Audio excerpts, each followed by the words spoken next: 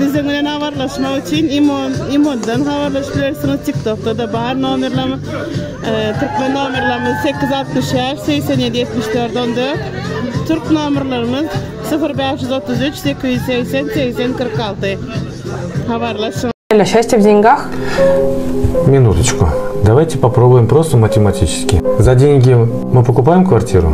Конечно. Вкусную еду? Да. Отдыхаем? Да. И все это за деньги? Конечно. Это совокупность и составляющая счастья. Деньги – это составляющая счастья 25%. Невозможно без денег радоваться жизни. Когда у вас пустой холодильник, вы будете счастливы? Ну нет. Нет. Когда вы будете землю с горшка жрать или хрен без соли. Слышали такое выражение? Да. Прям вы будете такая ездить на ретриты, такая я вся осознанная, да? Нет. Когда вам жрать нечего, никакой осознанности речи не будет идти.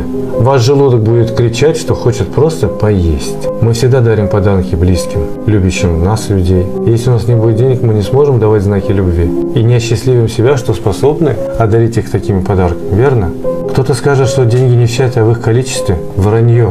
Количество у каждого разное, потому что у каждого свои желания. Поэтому самое важное в деньгах – не отдавать душу и не предавать себя. А счастье – это одна из составляющих элементов, когда человек просто умеет жить радостно. Понимаете? Но в этом счастье есть и составляющие деньги. Без денег ни один человек в мире не будет счастлив. И парадокс. Большинство людей боятся сказать «я люблю деньги». Вы любите деньги?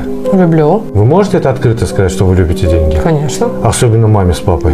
Ну да. Можете. Сложность будет? Ну будет, наверное, да. Возможно, вам скажут, что вы меркантильные. Да, вы меркантильные, потому что у вас есть желание. Хватит использовать бедное мышление. Все мы любим деньги. Просто боимся в этом признаться. Вот и все.